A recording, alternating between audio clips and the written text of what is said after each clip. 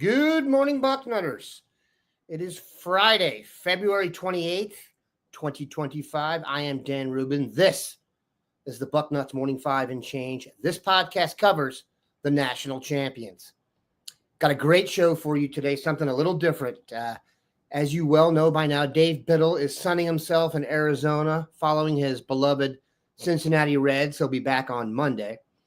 So Jonah Booker not available today, but we have a very special guest. Steve Helwagen will be reporting live from the NFL Scouting Combine in Indianapolis. It is an Ohio State-themed event this year, 15 Buckeyes in attendance. Steve has spent some time with them yesterday. He spent some time with them earlier this morning. We will get to all of that and talk draft. If you have any kind of NFL Draft Jones or vibe or questions, this is the show for it. Steve is live and in person, and when he comes up on the screen here, you'll be able to see just where he is. It's very cool. But first, Pat would not be happy if I did not read our sponsor, Joy Mode.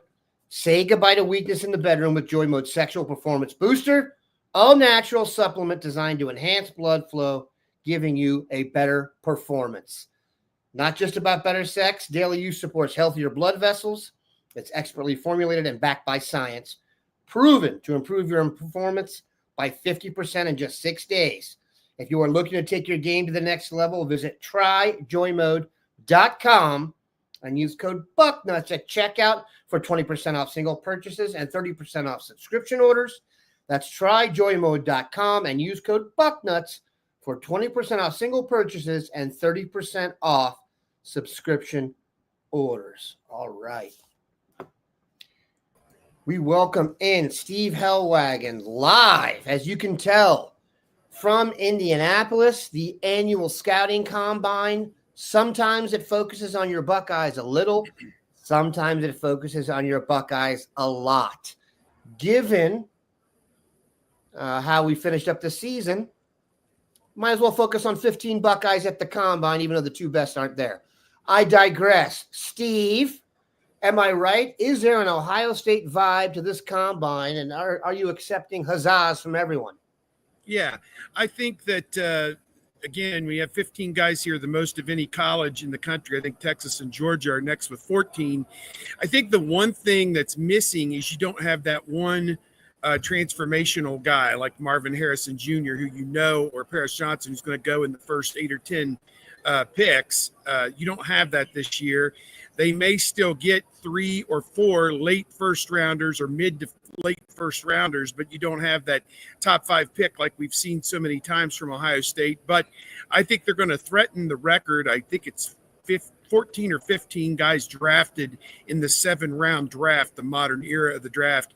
Ohio State is going to threaten that record, and it's going to be a lot of fun when the draft comes up. I think it's late April in Green Bay is where it's going to be, and a lot of the guys here getting questioned if they're going to go to Green Bay for the draft or not, and it's really neat to hear some of the guys talk about, heck yes, I'm going to Green Bay. This is what I've dreamed about my entire life, to walk across that stage and shake the commissioner's hand, and then you have other people that are like, no, I'm just going to stay at home and enjoy it with my family and that type of vibe. But, yeah, Ohio State is all over this thing. We talked to 5 players on Wednesday.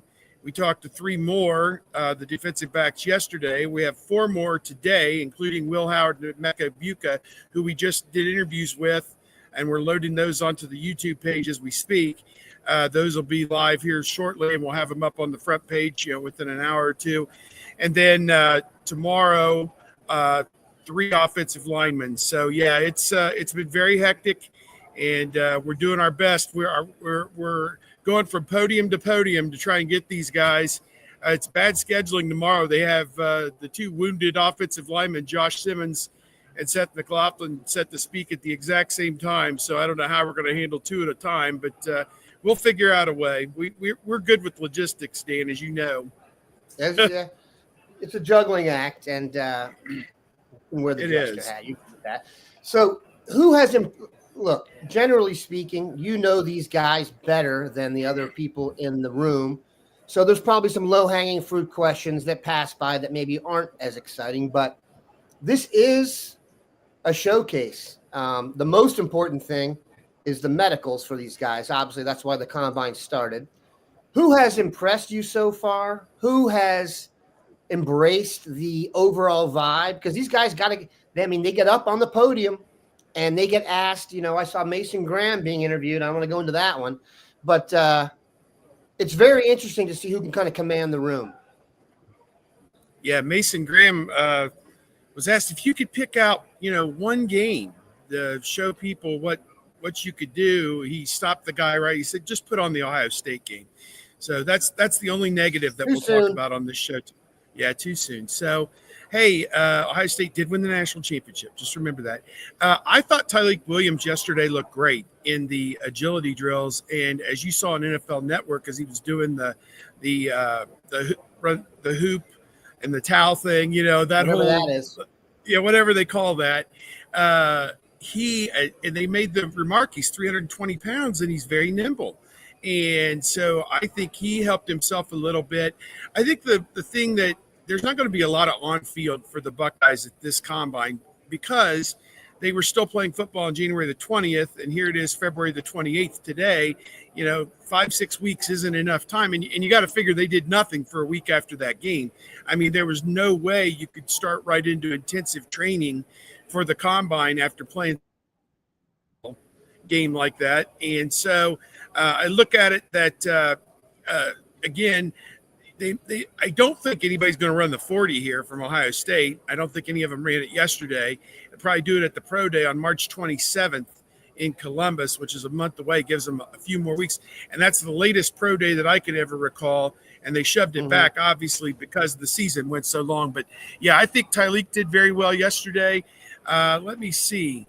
How'd Jack do? Because Jack Sawyer has learned he's got that everyman vibe going. And I thought, I even saw the video, did great for us. It looked like he had some control over the room. Everybody, the thing is, the guys from Ohio State, I got the sense when they were being questioned, it's almost like the reporters felt like they knew them a little better because of the playoff run. Yeah, because they were so available.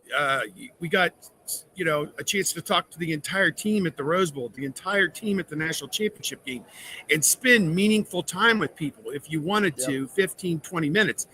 To me, I thought Jack Sawyer performed pretty well on the on-field yesterday.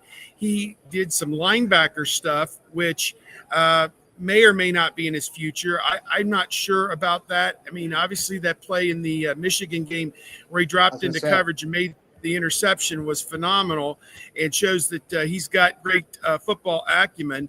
I'm just scrolling down to see what they're listing him as. I think he's 6'4" and 260. The Ohio State roster said 6'5", but I think he is maybe was listed at 6'4" here. So that's on the high end, obviously, for a linebacker, but he's got the physicality in some sets to maybe go down and play that position or go out and play that position. So I think it's he's projected by nearly everybody as late first round, if not in the first few picks of the second round, Cleveland Browns. And, I just this draft, it's going to be a lot of fun. I mean, when you think about Josh Simmons, we were talking to people yesterday about him. He injures his knee, obviously, in the Oregon game.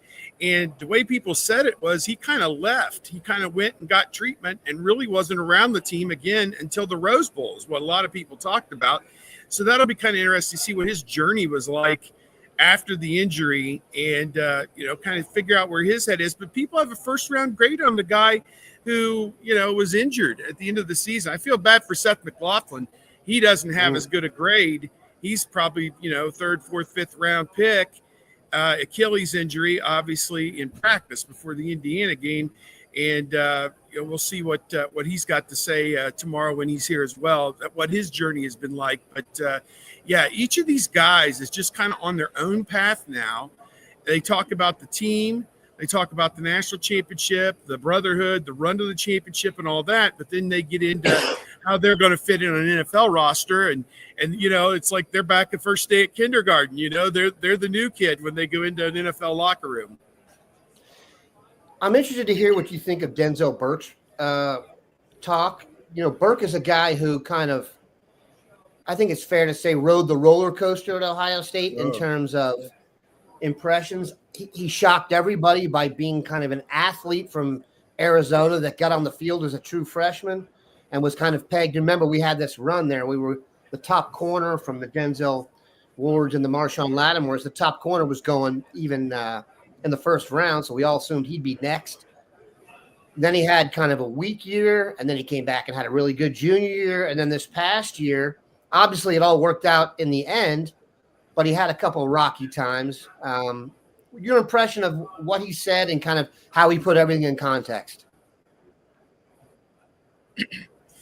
Yeah, obviously Denzel Burke does not lack for confidence, and he was asked about Davison Igbinosun and said that Davison just needs to keep working hard and believe in himself and have that confidence and play with confidence was kind of the advice that he had for him.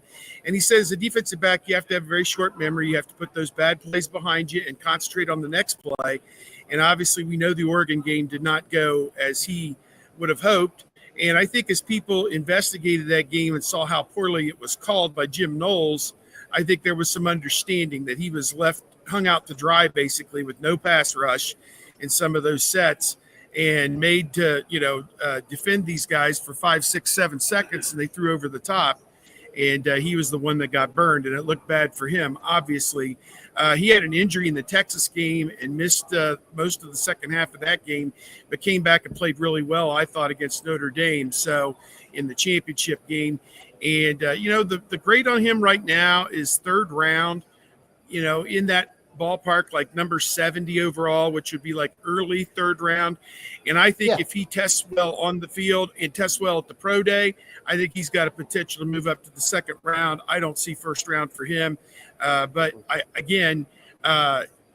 he is a different dude. I will say that. And if you haven't seen his video, look for it. It's on the front page at bucknuts.com. And he was phenomenal talking about, all the guys there. He's a big believer in Jermaine Matthews coming up. Says what he's seen of Devin Sanchez. They were in practice together, I think he said twice during the run to the playoffs, that Sanchez was out there on the field a couple times, and he said he really liked what he saw out of him first vision. So, he talked about how they brought back BIA, which we all know, as you mentioned, was the Lattimore, Denzel Ward, those guys that were phenomenal back, a few years. And, they did go through a terrible lull there after Okuda was gone. Probably it was he was the last of the BIA of the first incarnation of the BIA. They're bringing it back, and I really want to see what the secondary has to say this year. I want to throw in on Howard. The subject of Billy Fessler came up, and he said he was so happy to see that Ryan Day rewarded him by elevating him to the quarterback's job. He said if he hadn't done that, he said he would have had a problem with Coach Day over that if he hadn't promoted him. And he said that Fessler was a conduit between Coach Day and Coach Kelly and himself, a lot of times filtering down the information that he needed to go out and do his job as the quarterback. I mean, obviously he had relationships with Day and Kelly in the meeting room and everything else, and putting the game plans together and everything else. But Fessler was kind of that finer detail guy who helped him really reach his potential, was the way that Will Howard put it. So again, future's so bright to see an up and coming coach like Fessler get rewarded. And now we'll see what's going to happen as he starts in with Julian Sayin and Lincoln Keenholtz and Tavian St. Clair this spring, what that looks like. I'm going to read an ad here, but just to comment on Fessler, I heard very similar stuff. He led the Will Howard coaching in time spent. You want to talk about time spent next to Will, like you said, he was the one that actually was almost like his right-hand man throughout the whole process. I also talked to someone who worked on another staff with Fessler and said he's as hard a worker as there is. He's one of those guys, you know what I mean?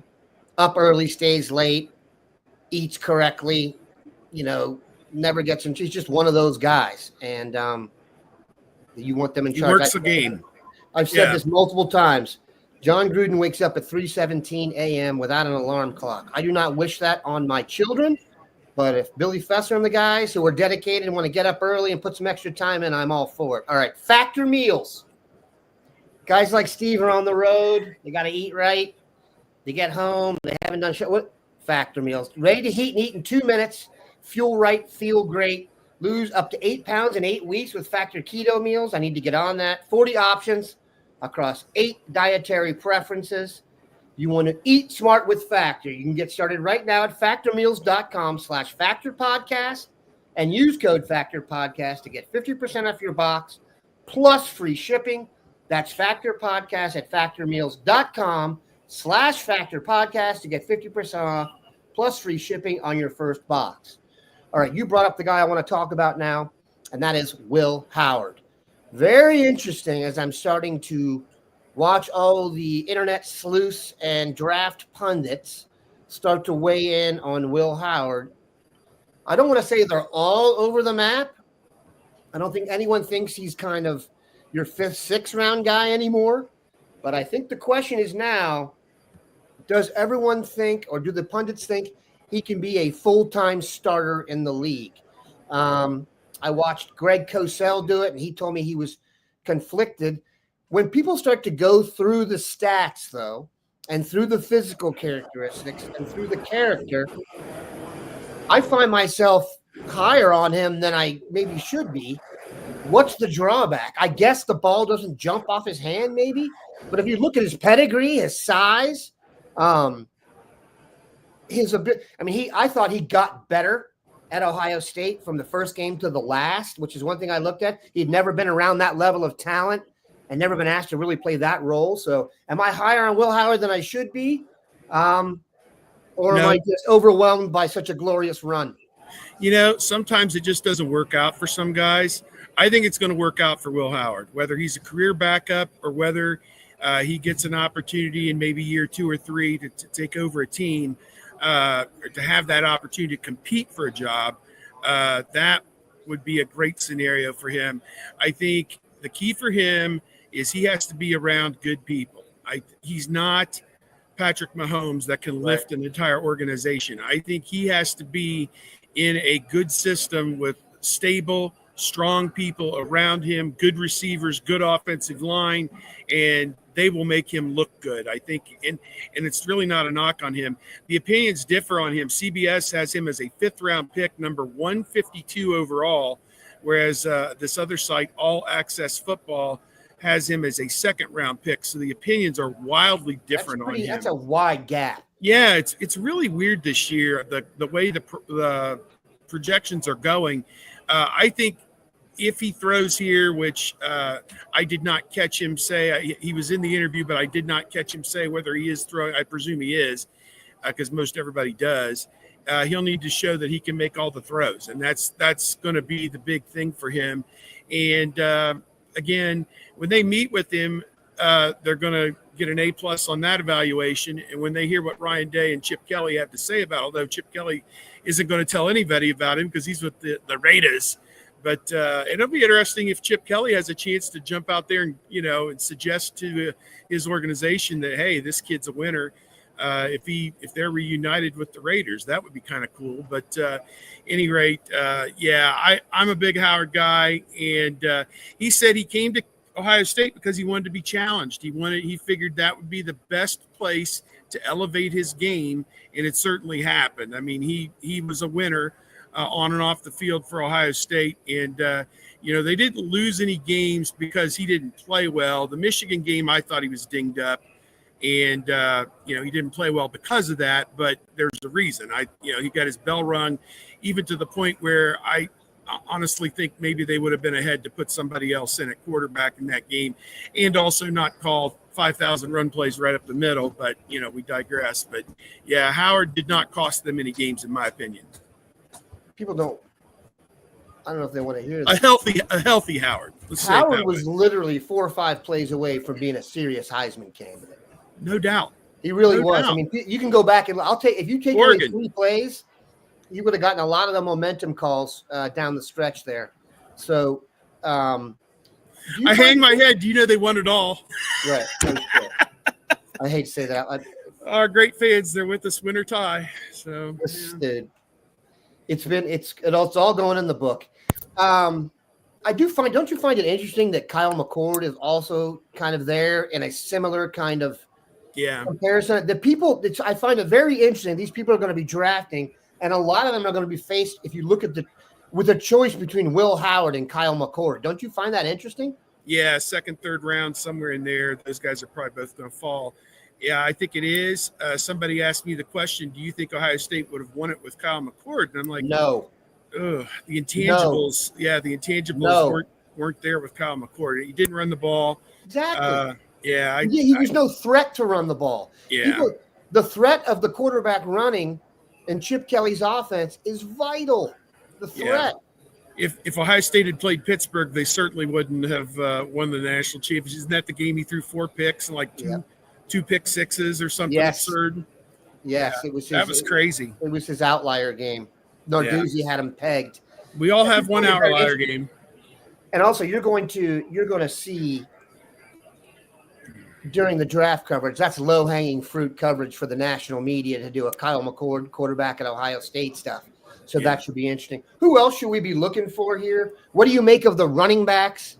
I find it very interesting. I think both running backs, Quinshon Judkins and Travion Henderson, are benefiting from a variety of things. One, they're very good at football.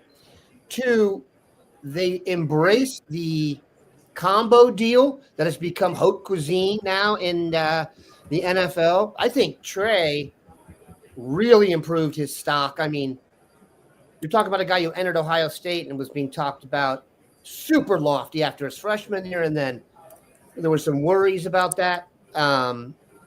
He really picked it up. Now, personally, I'm a Judkins guy. I do not believe in the NFL you should, for an every down back, the home run hitter just doesn't exist. You don't run away from people like that in the NFL. It's very rare. Trey might. But Judkins to me is like, I like 2nd and 2. And Judkins to me is like the first down guy you can smash up the middle. What's your vibe on the running backs? Have you heard anything there? Who do you think will get picked first? Who would you pick? Yada, yada. Yeah, I think it will be very interesting on day 2 to see which one of those guys goes first. And they both have right around a late 2nd, early 3rd type vibe, type ranking right now.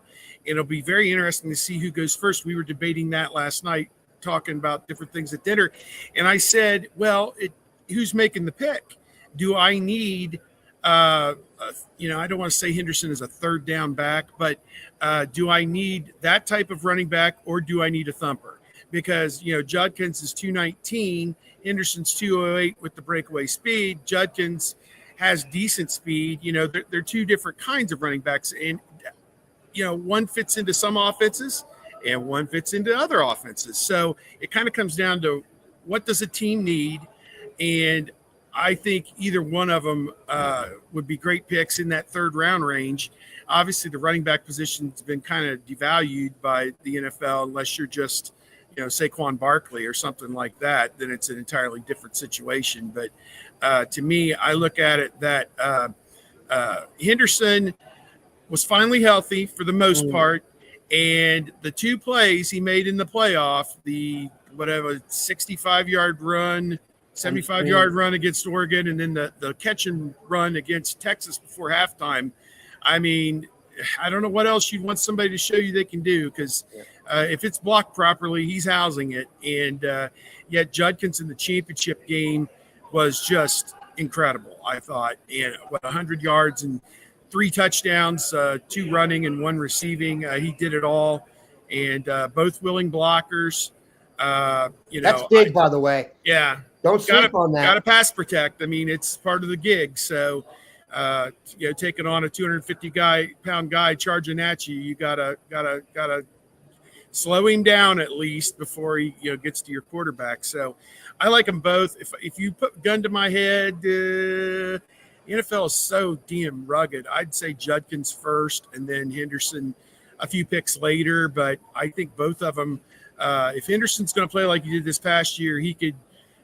Running backs don't last very long, but, he could maybe 5, 6, 7 years in the NFL. And Judkins is just a matter of staying healthy. My God, 3 1,000-yard seasons, 2 in the SEC and 1 in the Big Ten.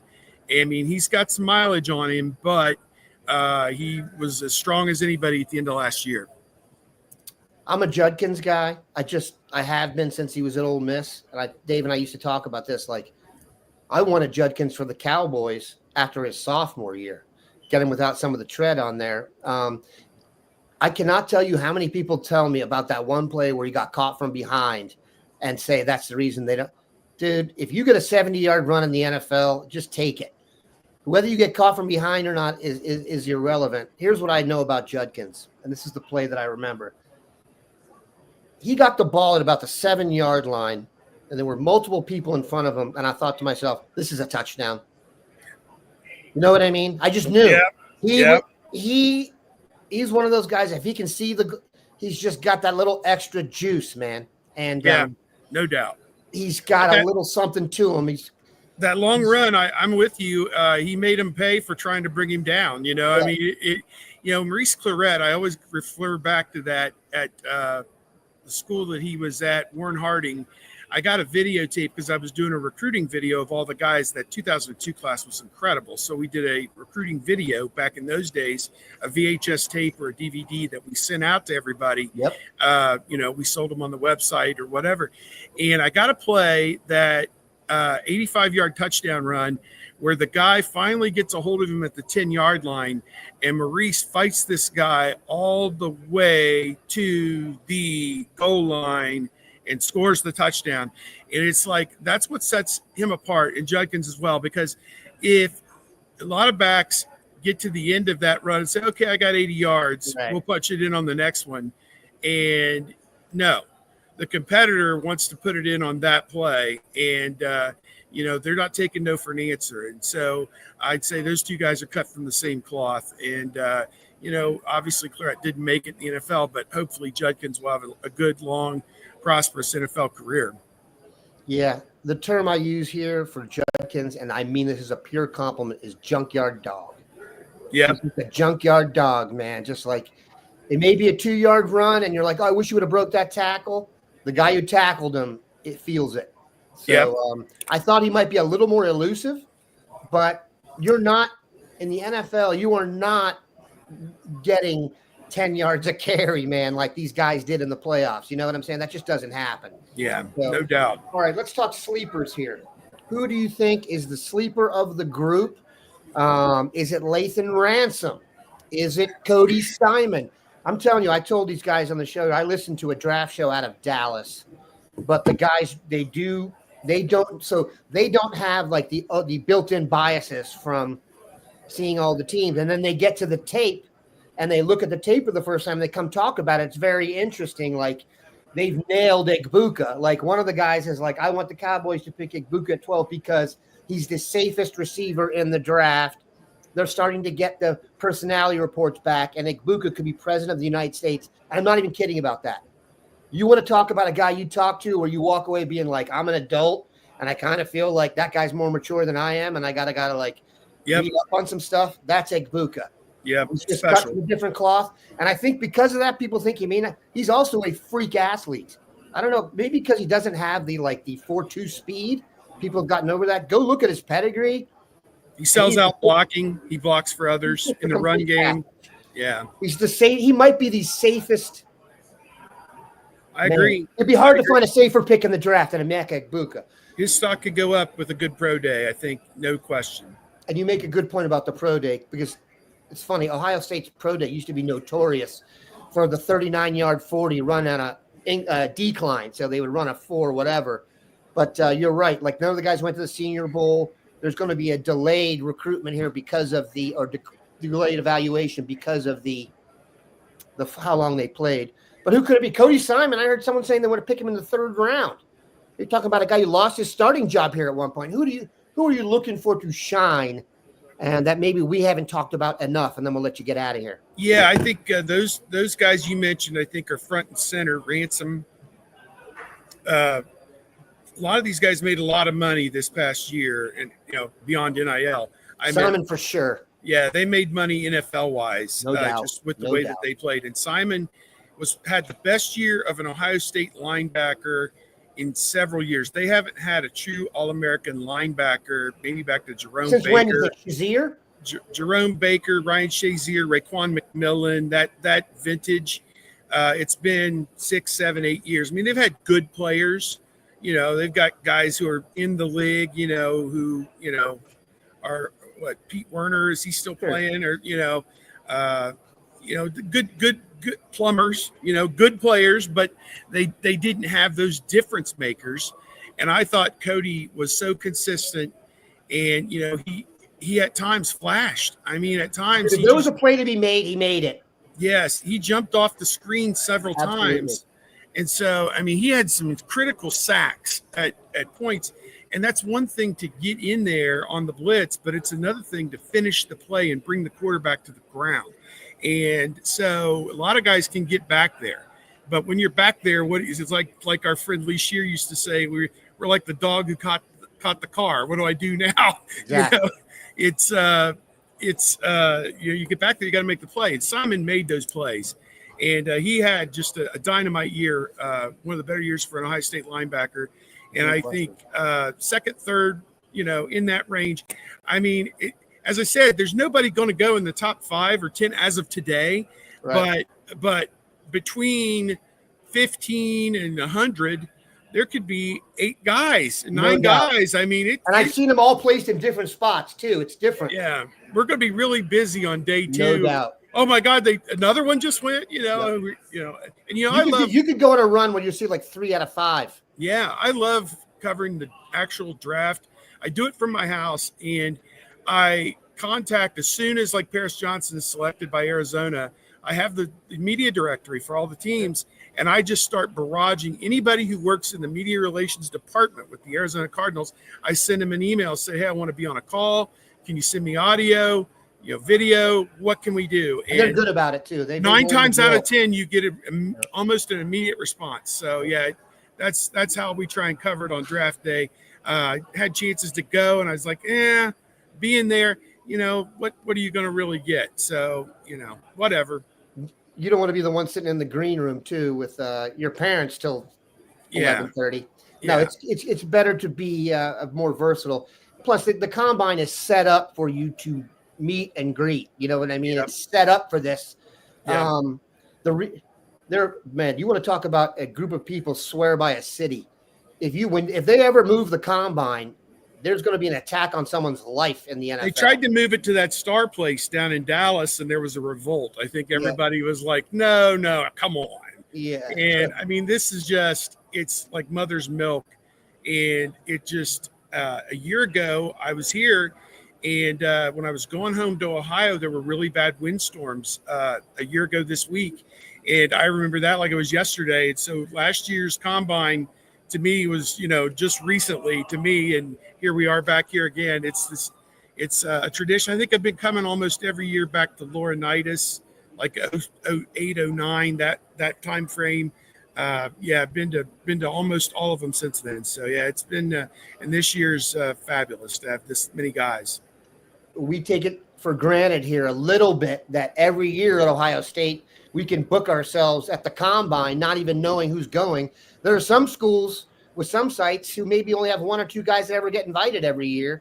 Ohio State, there's more a story if you don't get invited, like Andrew Norwell, than if you do get invited. So we are very lucky. Josh Fryer and G. Scott Jr., they're going to have to do really well at the pro. They're not here. They're about the only 2 that, and again, I think they're probably both undrafted free agents, but they'll get into a camp. Yeah, certainly. I would imagine Seattle will take a flyer on G. Scott since his dad was a fixture around the campus there with the Seahawks. But that would be a perfect for him to try and latch on, I think, or at least be a practice squad player or something in his hometown. If you get through Ohio State like they did, and you start and you win a championship, you're going to get the chance to be on an NFL roster. Yeah. Well, a lot of the guys that were on the 14 team are still playing, Bosa, sure. Elliott a little bit. Yeah, there are tight ends playing that never caught a pass at Ohio State. Luke Farrell's still collecting checks. Nick Vinette. These guys that were on that team, there's a lot of them still playing. So look, when it comes right down to it, do you want the guy that went to Ohio State and won a championship, or do you want some guy from somewhere else? Come on now, they're smart. Richard Reel, that's my guy. Brian Broaddus. I'm telling you, I'm a nerd. He's the Cowboys' former scout that does that. I told someone if I had a bachelor party, I'd feel guilty now if I didn't invite him. I feel like I know the guy. Look, we're very lucky to have Steve here. We're very lucky the Buckeyes have a ton of dudes here. There's a ton of dudes we haven't talked about today that we could talk about. Donovan Jackson has not gotten enough love for considering what he's going to do. Here's one beautiful thing. If you watch the draft, there's a ton of Ohio State coverage because the national coverage, they go after the low-hanging fruit and who they know. And now Jack Sawyer is a household name now. There are not many late second, early second round draft picks at defensive end that are household names. So we appreciate Steve getting it done for us. We'll have total coverage this over the next few days. Another beauty of this, it's a 4-day event. We got so many guys. We got guys going all day, every day. So it should be a lot of fun. Make sure you keep it locked in and have a good one, Bucknutters. Steve? Yeah, Buka and Howard videos should be live on the Bucknuts YouTube channel. And I know that Pat's working. We'll get them up on the site, relatively soon. So, yeah, outstanding stuff for both those guys. Talking about so many young guys and all this other stuff. So check it out. Definitely. So that's key. Keep in mind, Howard and those dudes did talk about current guys on the team. Everyone loves Julian Saying chatter. You'll get it there. Have a good one, Nutters of Buck.